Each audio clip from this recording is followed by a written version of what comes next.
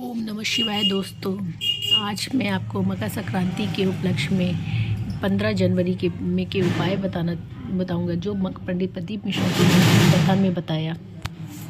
उन्होंने बताया कि मकर संक्रांति क्यों मनाई जाती है, इसके मनाने के पीछे क्या कारण है तथा मकर संक्रांति में कौन सा दान करना चाहिए, कौन सा दान महादान कहलाता है।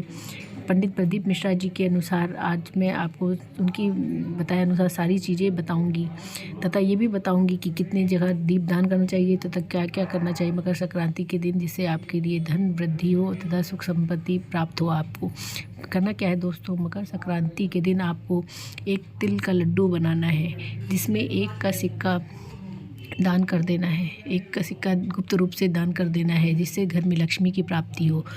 पंडित प्रदीप मिश्रा जी ने मकर संक्रांति के लिए बताया कि क्यों मनाई जाती है, गुप्त दान क्या होता है। उन्होंने बताया कि एक बार शिव और नारायण दोनों गुप्त रूप से स्नान कर रहे थे।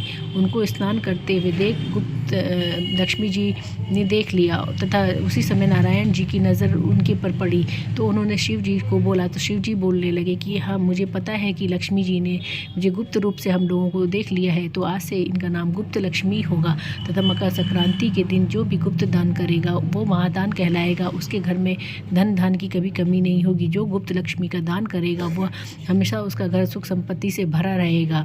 इसलिए मकर संक्रांति के दिन गुप्त दान को महादान का बोला गया है और उसी में 14 दीपों का दीपदान भी करना चाहिए। 14 दीपों का दीपदान दोस्तों आपको कहाँ कहाँ करना है ये मैं बता देती हूँ। उन्होंने बताया कि पहला दीपक आपको पीपल के पेड़ के नीचे, दूसरा बेलपत्र के पेड़ के नीचे, तीसरा दीपक जो है आपको शमी के पेड़ वृक्ष के नीचे करना है तथा चौथा नदी नाले, नदी तालाब आदि, कुआं बावड़ी आदि के जहाँ पर स्नान वगैरह होता है वहाँ पर करना है।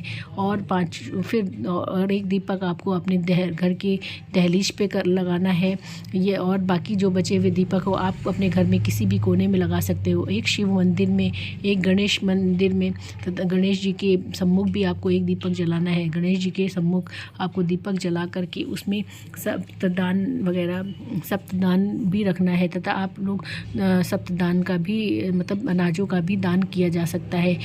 14 और उन्होंने पंडित प्रदीप मिश्रा जी ने कुछ 14 दान भी बताए हैं और वह दान आपको किसी पर्टिकुलर एक इंसान को नहीं करना है, 14 लोगों को 14 दान करना है। उसमें आप किसी को अनाज भी दे सकते हैं, तो किसी को कंबल दे सकते हैं, किसी को प्लास्टिक का सामान दे सकते हैं। उन्होंने 14 लोगों को 14 अलग अलग दान भी बताया है।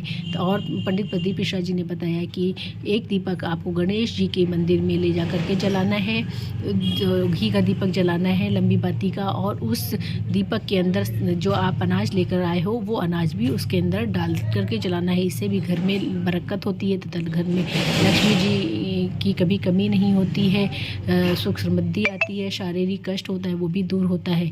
इसलिए पंडित प्रदीप मिश्रा के अनुसार एक दीपक आपको गणेश जी के सम्मुख भी जलाना है तथा पंडित प्रदीप मिश्रा जी ने और अनाजों का दान जो बताया है वो आप 14 लोगों को दान 14 लोगों को दान कर सकते हैं।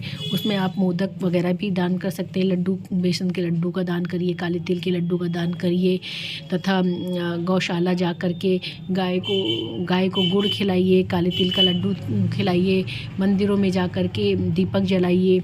और 14 दीपक, इसी तरह से 14 दीपक आपको हर जगह जलाना है। अपने घर में किसी भी कोने में आप जला सकते हो।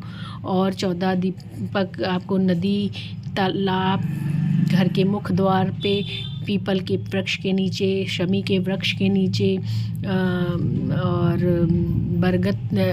शमी के वृक्ष के नीचे, पीपल के पेड़ के नीचे, बेलपत्र के पेड़ के नीचे, शिव मंदिर में जा कर के एक दीपक जलाना है तथा शिव जी पर जल चढ़ाइए और उन पे काला तिल चढ़ाइए और उनको अशोक सुंदरी पर थोड़ा सा काला तिल रख करके उसके ऊपर बेलपत्र रख करके, एक चावल का दाना रख करके उसके ऊपर जल चढ़ाइए। ये पंडित प्रदीप मिश्रा जी ने बताया है। जो पंडित प्रदीप मिश्रा जी के ये महान उपाय है, महान उपायों में उन्होंने सबसे महान उपाय गुप्त लक्ष्मी का बताया है, जिसको करने से आपके घर में धन की कभी कमी नहीं होगी। इसलिए आप लोगों को मकर संक्रांति के दिन, प्रदोष काल में आपको मकर संक्रांति के दिन आपको ये तिल के लड्डू का दान, गुप्त लक्ष्मी का दान अवश्य करना चाहिए तथा मंदिरों में जा कर के भिखारियों को दान करिए। एक उपाय और पंडित प्रदीप मिश्रा जी ने बताया है। उन्होंने कहा कि चावल के अक्षत के कुछ दाने लीजिए और 1 लोटा जल तांबे के पात्र में लेकर के शिव मंदिर में जाना है। तांबे के पात्र में लेकर के शिव मंदिर में जाना है और शिवलिंग और शमी का पत्र, शमी पत्र भी आपको 2 शमी पत्र आपको लेकर के जाने हैं। 2 शमी पत्र आपको और शिव मंदिर में शिव जी पर चढ़ाना है, शिव पर चढ़ाना है और वहाँ से वो अपनी मनोकामना करते हुए